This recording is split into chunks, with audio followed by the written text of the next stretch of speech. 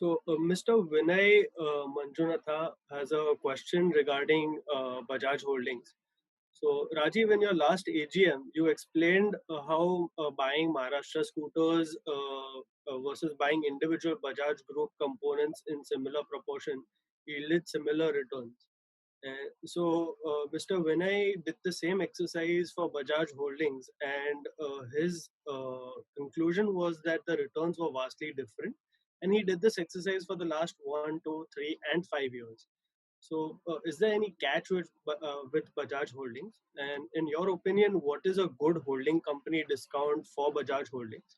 Also, a second part to that question, if you can just shed some light as to what you think as to how one should look at holding company across any sector, not just the Bajaj Holding.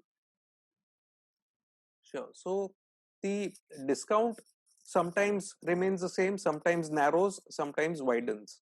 So over the last 1 year, the discounts have widened a bit.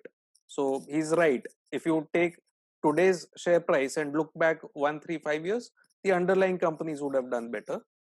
Over a different time frame, the holding company would have done better. So broadly, over a period of time, as long as the discount does not widen, things should be fine. But last 1 year, especially in the post-COVID lockdown period, the holding companies sold off somewhat more aggressively.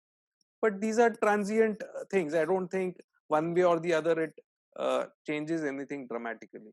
The more interesting question is the second part, where what is the discount one should look at, or how should one look at other holding companies and things like that.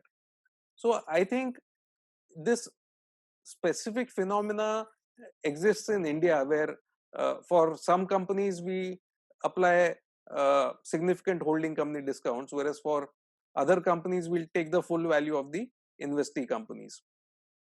So HDFC Limited has investments in HDFC Bank and AMC and various other things. People don't apply those kind of discounts for the holdings of HDFC Limited. Let's say Reliance Industries will have holdings in the retail business, will have holding in telecom and various other businesses. Their discounts may not be applied. In some other cases, in many other cases, such kind of structures would be there.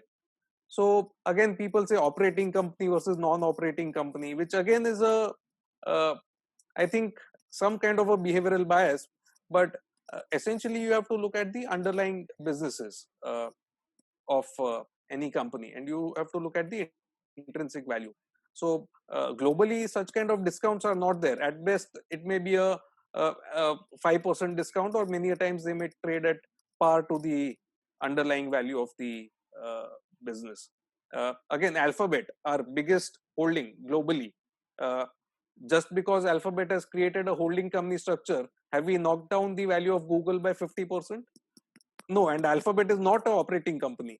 So the website of Alphabet is abc.xyz. And if you go to that website, except for 1 or 2 pages or the investor relations sections, there is absolutely no operations that Alphabet does. It's just a holding company for Google, for Verily, and for various other businesses that are there. Again, Amazon is a holding company for AWS. Is there a holding company discount? I don't think so. So, yeah, someday maybe people will recognize. Again, people who are interested in this can go and check out our detailed discussion on holding companies and stuff like that. Yeah, but essentially you have to like the underlying business. So we don't buy holding companies just for the discount. We have bought Bajaj Holding because we like the financial services business and because we like the auto business. That was the starting point. Thanks, Rajiv.